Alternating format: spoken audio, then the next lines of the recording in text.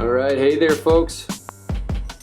The next project, the one we knocked out last night, is putting in our fantastic fan.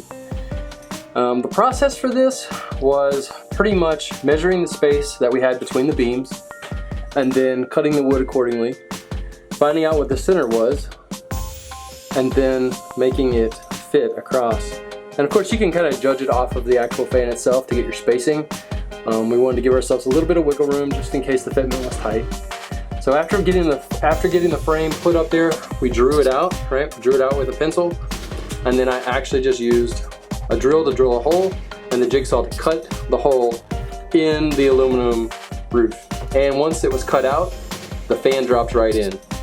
So the other aspect that you got to think of from the top side, you do have to put in your sealant on the top, put the fan into it, and then put in your screws. And your screws actually anchor into the wood, which brings the sealing in nice and tight, and everything is good to go. And our fan, I don't actually have power to it yet, but I did check it the other day and it works. You just pop this bad boy up, you got your power knob over here, and it sucks out all the hot air.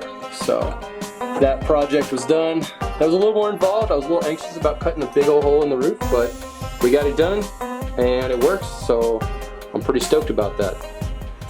We just got the walls back on, kind of treated those, sanding them down a little bit, working on the roof, not quite done, got some stuff to do up front, it's kind of a mess, got to redo a little bit.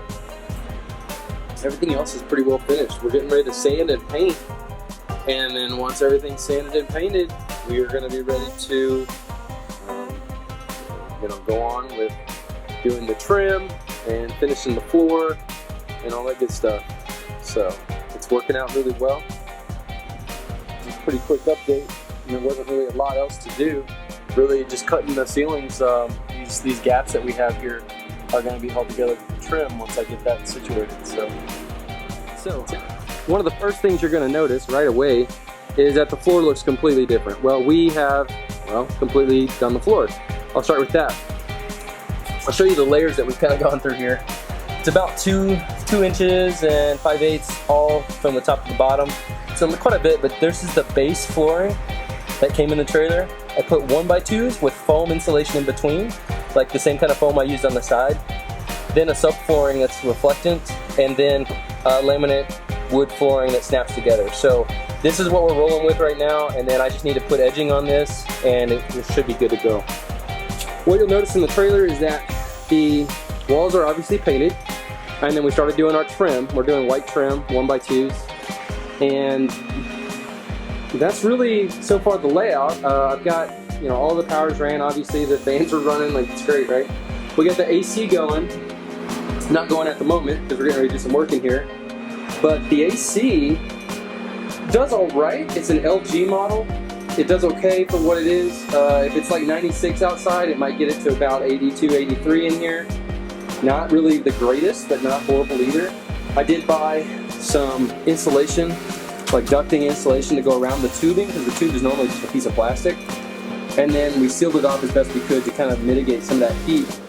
And then instead of putting it through the wall, I actually just put it through the floor. I took the opening that it came with, I traced it out, and I sawed it out, and it's running through the floor. I put a little grating on the bottom, and it's pretty good, I think. But that's it really so far on the trailer. The only thing I've done today, I actually decided to start painting the roof, which I don't know if you can see it, but I'm painting the roof because I'm hoping that's going to help with the heat and just general insulation. Bed number 1 is up. E-track is being used, and 2x4 clips, and that's how we're going to run one bed, and then we're going to do another one below it.